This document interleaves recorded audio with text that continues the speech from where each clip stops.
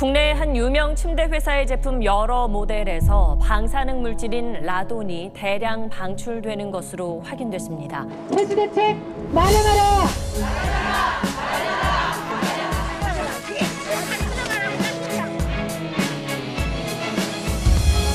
그 후로 3년, 피해자 모임이 만들어지고 정부 대책도 촉구했지만 아직은 피해 조사조차 제대로 이루어지지 않았습니다. 큰 이슈가 됐죠.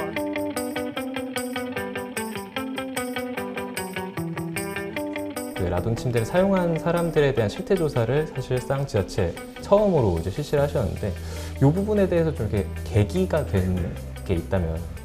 SBS 보도 때문에 우리 도내에서도 라돈 침대 때문에 우리한테 민원도 6천 건 정도 쏟아진 바가 있고 소비자들의 피해가 상당히 컸음에도 불구하고 그냥 단순히 침대를 회수하고 그냥 끝나버린 그런 상황이었습니다.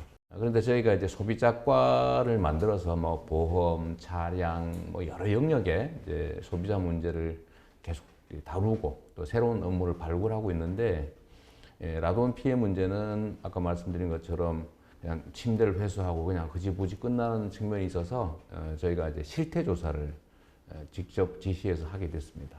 라돈 침대의 유해성을 이제 입증하는 어떤 실험을 또 준비하고 있다. 이제 그거에 대한 예산을 이제 편성을 해서 시민단체로 하여금 이제 하게 한다 이렇게 들었는데 보조금 지원 사업들을 이제 공모를 했는데 이걸 과학적으로 그 유해성 여부를 검증하는 프로그램을 하겠다는 신청이 있었는데 저희가 그 내용을 검토를 해보니까 매우 구체적이고 타당성이 있어서 지금 보조금 교부 사업으로 이제 과학적 실험 테스트를 진행하려고 합니다. 제2의 가습기 사태다 이렇게까지 얘기하면서 억울함을 이야기하고 있는데 사실 가습기 사태도 아주 장기간 동안 벌어졌고 아주 오랫동안 문제 제기가 있었지만 정말로 엄청난 지연과 피해가 극심하게 발생한 후에야 겨우 조사에 들어가고 보상도 제대로 처리되지 못하는 이런 상태가 됐습니다. 라돈 침대도 사실 이제 그렇게 될 가능성이 매우 높고 그 외에 저희가 관심 갖고 있는 GMO 문제도 이게 유해성이 증명되지 않았다는 것이지 무해성이 또 증명된 건 아닙니다. 나중에 어떻게 될지 모르는 거예요. 네, 이런 문제에 대해서 사실 소비자 당사자 또는 소비자를 지원하는 민간단체들이 주로 대응을 해온 것이 결국은 한계로 작동했던 것 같습니다. 사회의 불확실성이 좀 계속 증가되다 보니까 이러한 어떤 일종의 사회적 참사가 계속 반복되는 경향이 있단 말이죠. 느끼시기에 지자체나 또는 더 나아가서 국가가 취해야 하는 어떤 자세 그리고 정책 방향은 좀 어떤 거라고 보고 계신지. 지금까지는 소비자 피해를 그러니까 이 공급자와 소비자 개인 간의 분쟁으로 민간 영역의 일로 개인 간의 일로 남겨뒀던 측면이 있습니다. 그런데 지금 소비자 피해는 광범위하게 아주 많은 다중에게 아주 오랫동안 치명적으로 이렇게 발생하는 경우가 많기 때문에 지금부터는 국가 또는 중앙지방정부 차원에서 사전 예방을 위한 뭐 감시 시스템이라든지 또는 소비자들의 피해 그 요청에 대해서 신속한 조사와 이제 현황 분석이라든지 또는 실제 피해가 발생했을 때 실질적인 피해 보상 대책이나 재발 방지 그리고 앞으로는 유사한 사례가 발생하지 않도록 하는 이런 체계적인 대응이 정말로 중요합니다.